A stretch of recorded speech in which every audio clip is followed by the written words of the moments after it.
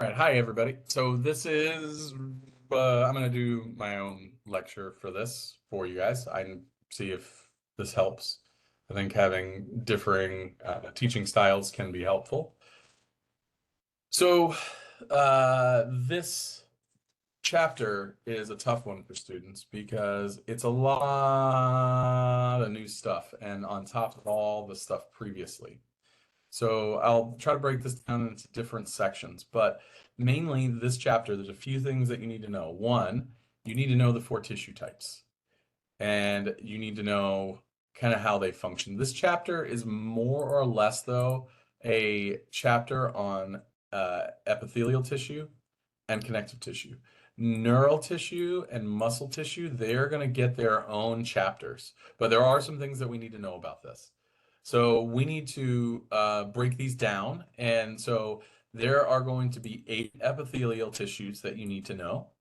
There are going to be 5 connective tissues that you need to know. And there are subcategories of these 5. Then there are going to be 3 types of muscle tissue that you need to know. And there's going to be just the 2 cells that we're talking about as far as neural tissue goes. So I would take a piece of paper like this and I would make a chart out of it and draw epithelial, connective, nervous, and muscular. And then I would be able to expand those charts to kind of give you a map of what you are looking at. You can probably find one online too. That's the best way to keep track of all this stuff. Now, this isn't something you're going to get overnight, so you cannot spend one day with this. If you try to spend 1, 2 days with this, you're going to have a really hard time. You need to go over it, you need to practice it, you need to write it out to be able to understand it. So the first thing that you need to know is what are the tissue types. So remember, we started with atoms, we went to molecules, molecules to macromolecules, macromolecules to organelles, organelles to cells. We put a bunch of cells together, and they are going to function as a they're going to have similar function, and they are going to do they're all going to combine together to make our organs. And so this is usually, like I said, where pathology happens is usually at the cellular and tissue level. So we're going to get into each one of these. We're going to talk about the different types and how to figure it out. I guess we don't really have a lab, but at some point, you're going to have to recognize some of these tissues on a test. So let's start with the first one, which is going to be epithelial tissue. So the first thing is, where do we find epithelial tissue? Well, I like to see this word epi here. What does epi mean? It means above. So epithelial tissue is going to cover any of our surfaces that are exposed to the universe. So our skin is an example of epithelial tissue, at least the top layer of it. You can think of your digestive system. Now, if you think of your digestive system, a lot of us are going to try to think that your digestive system is inside of your body. But in reality, you got a hole here and you got a hole down there. That's open up. They're open. So that's the digestive system is actually the outside of your body, which is kind of weird to think. That is not directly inside. Stuff has to pass through the cells to get inside your body. Um, so that's going to be all lined with epithelial tissue. Your respiratory tract, so your mouth, your tongue, or your esophagus, down to your stomach, and your or I'm sorry, I'm like thinking and talking at the same time. Your trachea, your mouth, and it's going to go down your trachea and then down into your lungs, into your alveoli and your bronchioles. That is all going to be lined with epithelial tissue. The other thing that's aligned with epithelial tissue is going to be your body cavity is going to be completely lined with epithelial tissue. The other thing is there's going to be a lining on all of your organs that is going to be epithelial tissue. And lastly, your glands are going to be made up of epithelial tissue. So your thyroid gland, your sweat glands, your ceruminous glands, they're all going to be made of epithelial tissue and they are going to make stuff. So this chapter is essentially looking at the 4 types of tissues, understanding the different types of junctions that we have. So the cells need to be held together by things. You should understand all 4 of the types of junctions. Then you should be able to recognize the tissue type. Then you're going to know your connective tissues. There's 5 different types of connective tissue. Some of these are, these two go together. There's 5 different types of connective tissue. Then you'll go through all of those and you'll understand how to do those. Then we'll go through my muscle tissues. Then we'll go through muscle tissue, and then we'll talk about nervous tissue. Then we talk about the different types of glands we have, and then we talk about the different types of membranes we have. And that's all this chapter is, but there's a lot of it. So let's discuss epithelial tissue. So what is epithelial tissue? Epithelial tissue you can think as kind of armor that you have on things. And so there's this general structure to your epithelial tissue. The thing about epithelial tissue is that it is all tightly packed in. So you're going to have like a Roman phalanx where you're going to have soldiers that are kind of going shoulder to shoulder and they put their shields out so things can't get by them. And so they're all smushed together. There is going to be a basal surface, which is the bottom part of it, and there's going to be an apical surface, which is the top of it. That basal surface is going to be connected to a connective tissue structure called the basement membrane. So the basement membrane. This is what they're all going to be anchored into. Now, with all epithelial tissue, the way that you're going to recognize it is there's going to be a lumen. So there's going to be like an air surface interaction between this because inside your GI tract, let's draw like your small intestine here, and let's draw the circle here. Lining the surface here is going to be all epithelial tissue that's lining the surface like this. And so there's going to be an air interaction here that's called a lumen. Like your skin, it interacts with the air. Your trachea, inside your glands, you're going to have lumens. So that's going to be how you know you're looking at an epithelial tissue. That's the apical surface. The basal surface is going to be attached to the basement membrane. Now, epithelial tissue is all smushed together like this. So what it doesn't leave room for is blood vessels. Now, these are cells, and cells need ATP for metabolism. Where do they get that? They get it from the glucose and oxygen in the blood. Since there's no room for it, where does it get it? It gets it from the connective tissue underneath, and we'll discuss those types of connective tissue. The blood is going to supply this. So epithelial tissue is known as what is avascular. Anytime you see the word A in front of anything, that means not. Like atonal. All right, so what do we need to know about epithelial tissue? There's a basal surface where it's attached to a basement membrane where it's connected to the connective tissue underneath where it gets its blood supply. Because it's so smushed in tight, it is avascular. The apical surface is going to be around a lumen. Now let's look at the way that we classify. We have 8 epithelial tissues that we need to know. There's 2 ways that we name our epithelial tissue. And when we're looking at slides, you need to be able to recognize what tissue you're looking at. So the first thing is to go through a set of steps. So what's the first step is to determine if it's one of the 4 types. Do you have epithelial? Do you have connective? Do you have nervous? Or do you have muscular? So how do you know you're looking at an epithelial tissue? You'll see a lumen and a basement membrane like that. Lumen, basement membrane. Don't get screwed up on the lumen. All it is that you have something that's like on the surface of something. So there'll be an area of like air or a clear area. All the rest of these are going to have a bunch of tissue that's around them. So you have an epithelium, or you have a lumen, and you have a basement membrane. Okay, now you found the basement membrane, you found the lumen. Now let's chat on, we know that we're talking about epithelial tissue, so we can cross all those out. We're in epithelial. So with epithelial tissue, you can name this a couple of ways. One, you can name it by its shape, which is up here, like that. So it's squamous, cuboidal, or columnar. Squamous is flat, so it just looks like a fried egg. Cuboidal, well, not surprisingly, looks like a cube. Columnar, it looks like a column. If you want to know what you're looking at, if you see a circle and it looks square, you know you are looking at the nuclei, you know you're looking at a cube. If it's columnar, generally you're going to see a more oval like nuclei. All right, so you found yourself a lumen, you found a basement membrane, we're on epithelial tissue. Now we need to figure out 2 things. What's the shape? It's either squamous, cuboidal, or columnar. But then we also need to figure out how many layers. Well, then how do you determine how many layers there are? Well, you find the basement membrane and you see how many layers are directly attached to it. So this seems to be one layer, so that is going to be simple. If we look down here, we can see there is a basement membrane here. And when we look at this, how many layers are directly attached to the bottom? There's one here, but how many other layers are? There's 1, 2, 3, 4, 5. So there's more than one. That is going to be stratified. That is a stratified epithelial tissue. Now, how do we name this? So let's try this out.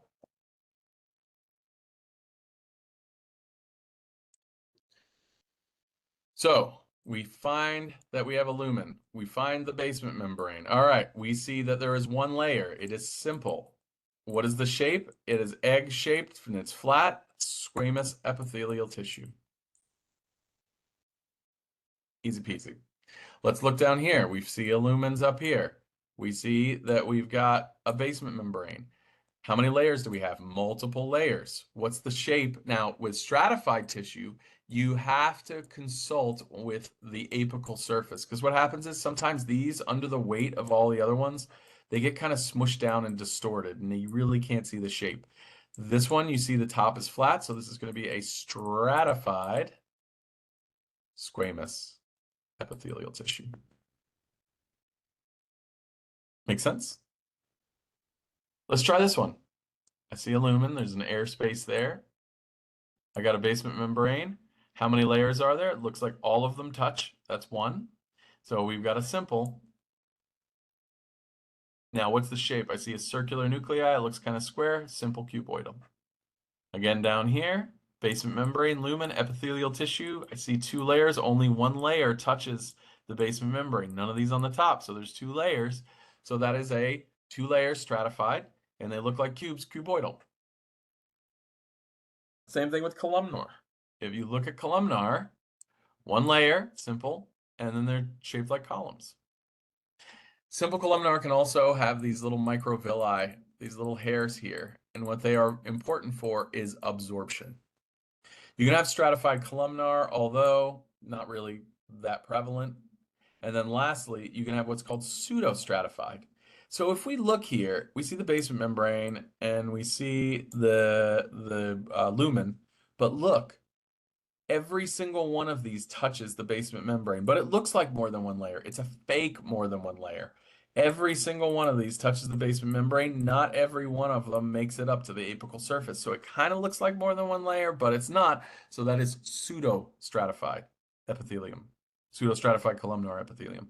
You can know pseudo-stratified columnar epithelium when you see cilia. If you see cilia hanging off these, you know it's pseudo-stratified columnar. Okay, so now you can recognize them. Now you need to know the functions of each of these. So again, we see how we look at this. Okay, simple squamous epithelial tissue. So this is a good example of how structure can kind of dictate function. So how does that happen with structure dictating function? So if we see what squamous tissue does, a simple squamous tissue, what is it going to do? It's going to afford us some protection, but it's a thin layer of protection. So it's going to allow, why aren't you working? It's going to allow for diffusion of things across that membrane, like oxygen. So where do we find these? We find these in the alveoli. What are the alveoli? They're the little sacs at the end of your lungs that where gas exchange happens. So you're going to have an alveoli and you're going to have blood vessels that are associated with that. Now, there's going to be a thin layer of protection because you don't want the bad guys to get in, right? So there's a thin layer of cells here.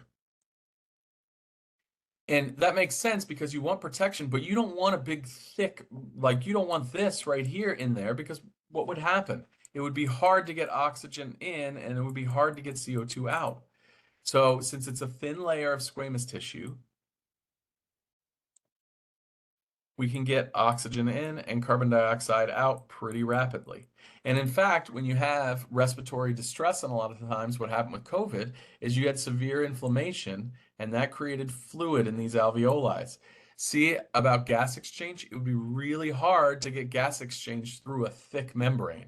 So we've got a very thin layer of cells there. You're also going to find it in your endothelium. What's your endothelium? Well, inside your blood vessels that carry blood and oxygen and glucose to every single cell, every single tissue in your whole body, there is a thin layer of squamous cells in here that allow for exchange of oxygen, CO2, things like glucose, stuff like potassium and sodium that can all exchange through that thin membrane. This is what gets damaged in cardiovascular disease. You get damage to this epithelial layer, and then what happens is your body comes in and it starts laying down plaque over it to heal it, and then it calcifies it. And then hopefully what happens is this plaque does not break off and go up to your heart. So that makes sense that you have a simple squamous epithelial tissue. You're going to find it in areas where you're going to need diffusion and transportation of substances. You're also going to find it in your serous membranes, and we'll see that when we get to our membranes. Simple cuboidal epithelium. Oh, sorry, I'm yawning. I haven't had any afternoon coffee. Simple cuboidal epithelium is going to look like this. So you're going to have, so this is our first look at like an actual real life epithelial tissue here. And this is what you normally look at in lab. So the pictures look much nicer, right? So what do we have here? We've got a lumen. Now let's draw the basement membrane.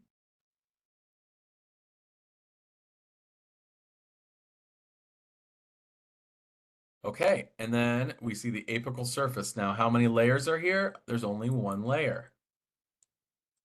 What's the shape? You see these circular things? That is going to be cuboidal. So that is simple cuboidal.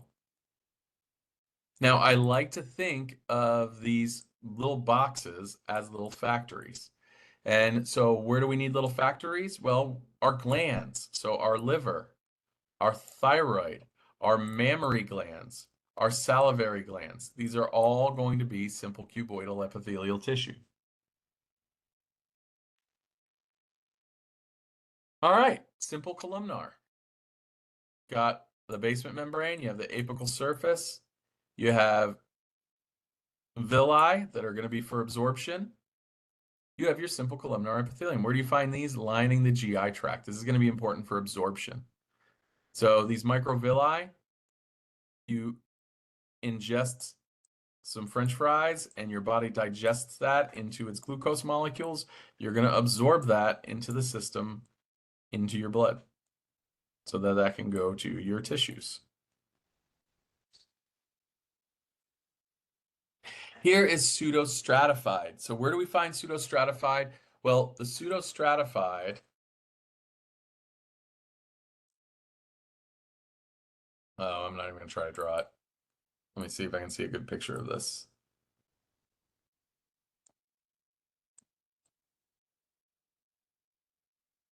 Yeah, you really can't see the picture of this that well. But the pseudostratified columnar, what they're going to have is they're going to look a bit like this. So you're going to have the basement membrane, and then you're going to have that, and then you're going to have that, and then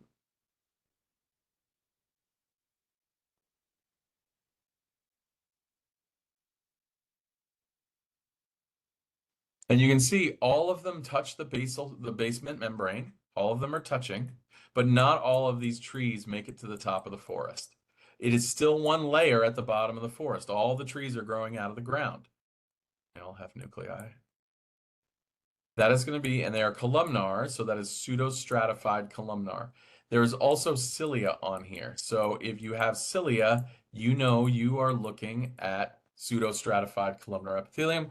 What do the cilia do? You're going to find these in your respiratory tract. Why do you have the cilia? They're going to take your mucus that's going to catch all the bad guys, and they're going to sweep it up. and it's going to go up through your trachea, and you're going to swallow it, and it's going to go to your digestive system. You're going to digest the bad guys, and that's kind of part of your innate immune system, your barrier system.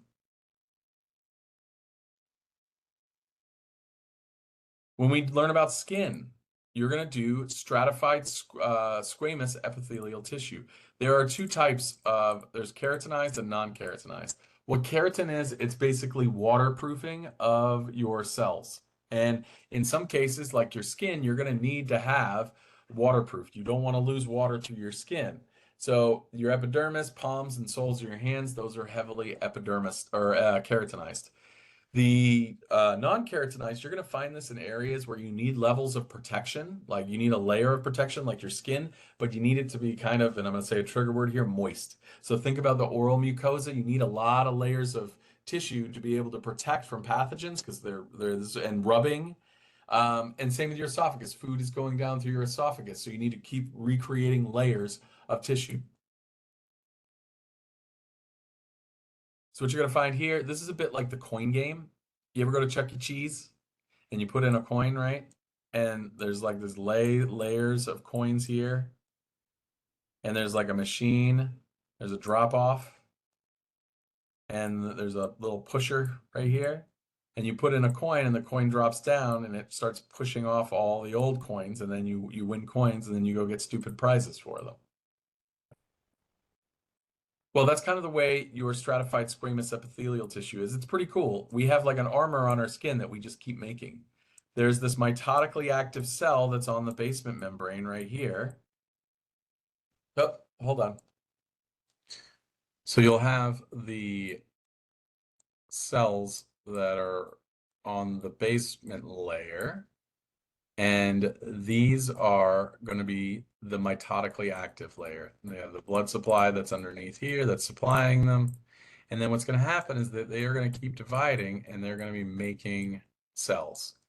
And these cells are going to keep getting pushed up and up and up and up. This is going to be a stratified squamous layer. There's more than one layer. And at the top layer, I'm sorry, I'm just drawing these real fast, you'll have this layer of flat, dead skin cells. And what they do is that, you know, they flake off and then they go off into the universe and they become dust in your house. That's essentially like what half the dust is in your house is the epithelial cells from you and your family and your pets.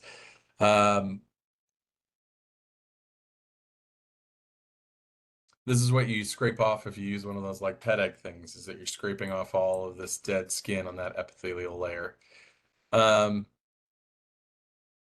Okay, so that is going to be stratified squamous epithelial tissue. More than one layer. Squamous, you're going to find this is in basically your skin and anywhere that needs to get any sort of abrasion or that gets rubbed, basically. Stratified cuboidal epithelium. Again, you find a lumen in here, and you really can't see this picture that great. Let me see if I can zoom in to get a better look. Ah,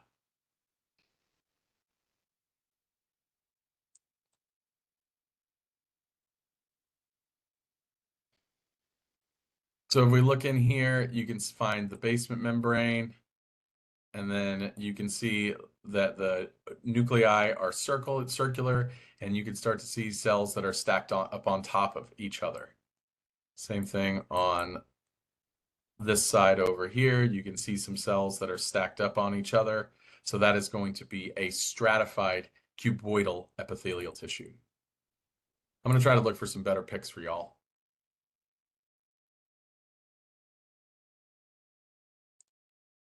Where do you find stratified cuboidal epithelial tissue? You are going to find that in your sweat glands. You're going to find it in your seminiferous tubules, and you're going to find this producing your ovarian hormones inside your ovaries. So we're going to find the sweat glands, ovarian follicles, and seminiferous tubules. The last one that we'll do is transitional epithelium. Now, transitional epithelium, if we look here, let's go over. So we see a lumen, so we know we're looking at epithelial tissue. We see a basement membrane, and we'd be tempted to look at this and say, you know what? what does that look like? That's definitely a stratified tissue for sure, right? It looks like there's more than one layer. And then you look at the top and you see here's kind of a flat one. Here's a flat one that looks like squamous, but then you got kind of this cubey one over here, and you got kind of a columnar-y one here.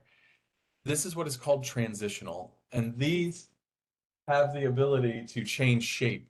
Uh, these have the ability to change shape. And what needs to do that? Well, cells in your bladder need to do that. So when your bladder gets full, they can flatten out. And then when your bladder is flattened, those cells don't need to be all stretched out. So that is transitional epithelium. You may see this also as uroepithelial tissue or urogenital for urine. All right, so those are, what have we learned so far? You've learned the four connective tissues. I mean, the four different types of tissues that we have: epithelial, connective, nervous, and muscular. We learned that epithelial tissue has a basal surface and an apical surface. The apical surface is usually exposed to a lumen. That's how you know you're looking at an epithelial tissue. The basal layer is attached to what is called a basement membrane. They're all anchored in there. The basement membrane is attached to some connective tissue below because epithelial tissue needs to get a blood supply from connective tissue below because it is avascular. There are 8 types of epithelial tissue. They are named for the layers and the shape. There is simple squamous, simple cuboidal, simple columnar, pseudostratified columnar. Simple squamous, places like the alveolar lungs for gas exchange. Simple cuboidal, this is going to be in your glands, like your liver or your thyroid gland. They're going to produce things. Simple columnar is going to be found in your digestive system. They're going to have microvilli for absorption. Pseudostratified columnar are going to be found in your respiratory tract, and they are going to be for moving mucus around. Then you have your stratified. Stratified squamous can be found on your skin, your oral mucosa, your esophagus. Stratified cuboidal, you're going to find this in your sweat glands and in your seminiferous tubules and your ovarian follicles. The stratified columnar we don't normally see, and then we have the transitional epithelium, which is where you find that in your bladder and ureters. Okay, that's for epithelial tissue.